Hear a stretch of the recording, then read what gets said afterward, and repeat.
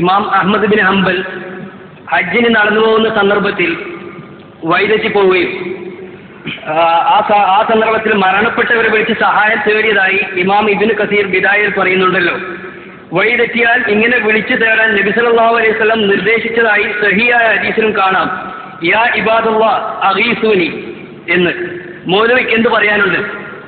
മൗലവിക്ക് കുറെ പറയാനുള്ളത് ഒന്ന്, അഹ്മദ് ബിൻ ഹംബൽ റഹ്മത്തുള്ളാഹി അലൈഹി ഹജ്ജിന് പോകുമ്പോൾ വഴിതെറ്റിയപ്പോ മഹാത്മാക്കളായ ആൾക്കാരെ വിളിച്ച് പ്രാർത്ഥിച്ചു എന്ന് ഇബ്നു കസീറിലുണ്ട് എന്നാ പറഞ്ഞ്. പച്ച കളവാണ്.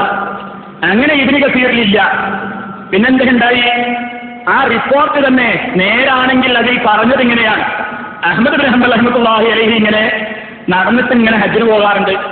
ഒരിക്കലും ഇങ്ങനെ നടന്ന് ഹജ്ജിന് പോകുമ്പോ വഴി അറിയാതായപ്പോ, നമ്മളുടെ ഒരു സ്ഥലത്ത് കൂടി നടന്നു പോകുമ്പോ വഴി അറിയില്ലെങ്കിൽ വഴി അറിയുന്നവർ ആരെങ്കിലും ഉണ്ടോ എന്നൊരു വിളി വിളിച്ച്, ആരാണ് കേൾക്കണമെങ്കിൽ വന്നിട്ട് വഴി കാണിച്ചു കൊടുക്കണം, പരിചയമില്ലാത്ത ആരാണ്.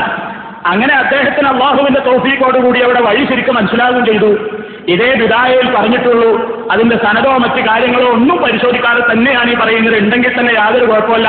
പക്ഷേ അത് മരണപ്പെട്ട ഒരാളെയും വിളിച്ച് പ്രാർത്ഥിച്ചതായിട്ട് അവിടെ രേഖയില്ല.